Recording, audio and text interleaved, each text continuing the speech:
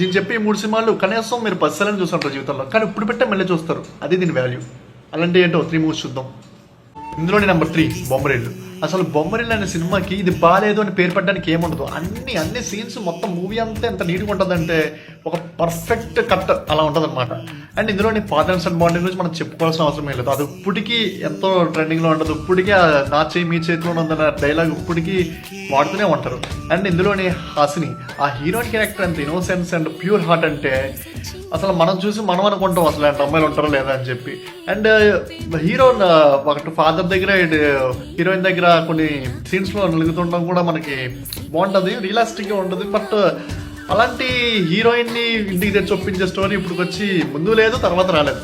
But Bommarillu is super film. Number 2 నువ్వు వస్తానంటే నేను వద్దంటానా.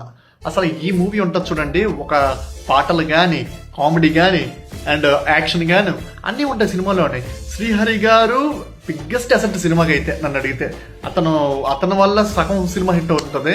అండ్ హీరోయిన్ లవ్ స్టోరీ అది సూపర్. అసలు ప్రభుదేవ గారు pure love story and with family emotions చాలా మంచిగా తీసిన సినిమా. అసలు నువ్వు వస్తున్నట్టు వద్దంట ఇప్పటికీ జెమిని టీవీలో వేస్తూనే ఉంటాడు, మనం చూస్తూనే ఉంటాం సినిమాని, అంత బాగుంటుంది.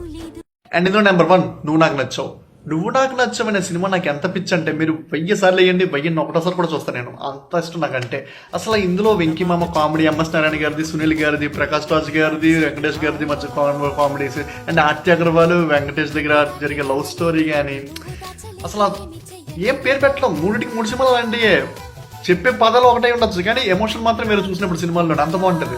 అండ్ లాస్ట్లో కొంచెం ఎమోషన్ చేస్తాడు, బట్ అప్పుడు దాకా సినిమా అంతా నవ్వుతూనే ఉంటాం. అసలు మనం ఆ సినిమా చూస్తున్నంతసేపు మన బాధలు ఏమన్నా మర్చిపోతాం, అంత బాగుంటుంది సినిమా. అండ్ లాస్ట్లో బ్రహ్మానందం గారు వచ్చి ఆయన హైలైట్ చేసేస్తారు సినిమాని, మొత్తం సినిమా అంతా హైలైట్సే.